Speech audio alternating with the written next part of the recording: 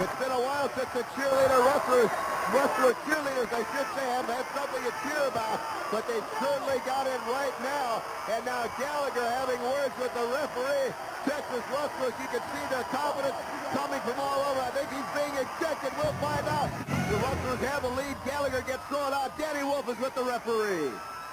Sean Corbin, why did you throw Brian Gallagher out of the game? I'm sick of these skinny stick. They can do whatever they want around here. They're going to find out the hard way. They're not going to put their hands on any official. They'll be out of the league for good. Sean Corbin definitely taking control. You see Brian Krebs in the penalty box serving the penalty, the jam penalty to Brian Gallagher. And on the other side, you see Mark D'Amato in the penalty box. 4-on-4 will be skated. Should be a very wide open track. This is Dan Giovanni breaking out for the Enforcers along with 46. Sigmund Williams, and coming up behind is number 12 for the Enforcers, Fred Eichhorn. Down goes Sigmund Williams. Now you've got Eichhorn and Giovanni all alone. So many times the Enforcers seem to pull it out. And once again, New York was able to dig down into their bag of tricks. They focus. You see it, John Morrissey calling them up. And again, and it's Knox, number 19, Brian Gamble, purely physical, as both the Enforcers fly around, and both Eichhorn and Giovanni pick up points, 2 apiece, and suddenly the Enforcers have tied it up again. Ron, Mark D'Amato made this play happen, Ken, and I'll tell you why. Brian Gallagher was really coming on as a great player today, player of the game status. Mark D'Amato, the magic of Mark D'Amato continues. He's able to start a fight with Brian Gallagher. Somehow Brian Gallagher's tossed out of the game.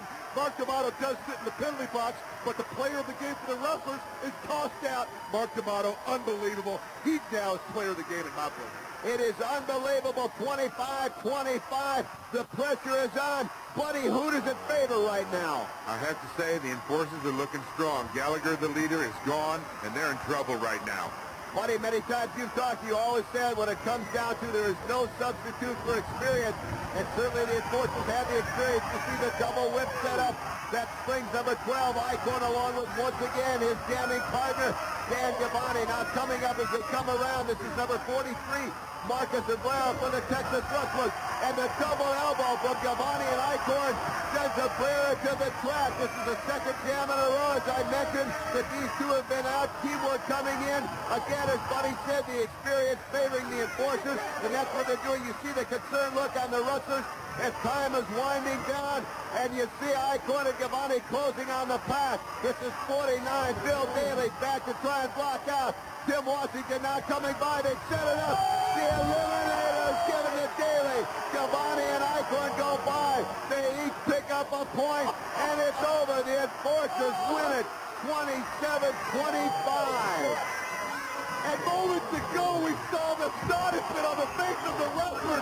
The Enforcers are celebrating, and little Richard Bennett comes out of the stands.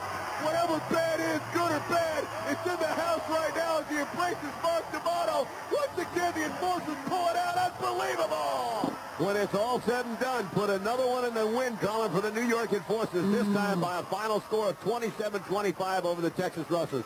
Buddy, it doesn't seem to matter what sport you're talking about. There's just no substitute for experience. And power and big plays and big players. Washington, DeMarco, they came through with some big stuff, intimidation plays, and they pulled it together to win. And that's what it's all about, experience. It is exactly. But it's very interesting. We talk about it in basketball, we talk about it in hockey, and certainly we talk about it here in the World Skating League. The Texas Rustlers, for whatever reason, just seem to match up very closely to the New York Enforcers. But for Texas, once again, close, but just no cigar. Well, I said earlier in the game that I was feeling sorry for these lovable Texas Rustlers. And once again, we saw Brian Gallagher was the missing link. They always have a missing link. A few weeks ago, in Nevada Hot Dice, little Richard Brown took advantage of Sigmund Williams not apparently coming to play in the fourth period. Today, D'Amato and the boys were able to take advantage of Brian Gallagher. He was the missing link. And again, experience snatches victory from the jaws of defeat.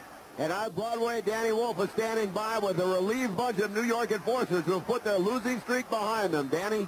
All right, the Enforcers pull off the victory over the Rustlers, and I got to tell you, guys, last time almost lost to them. It came down to the last jam.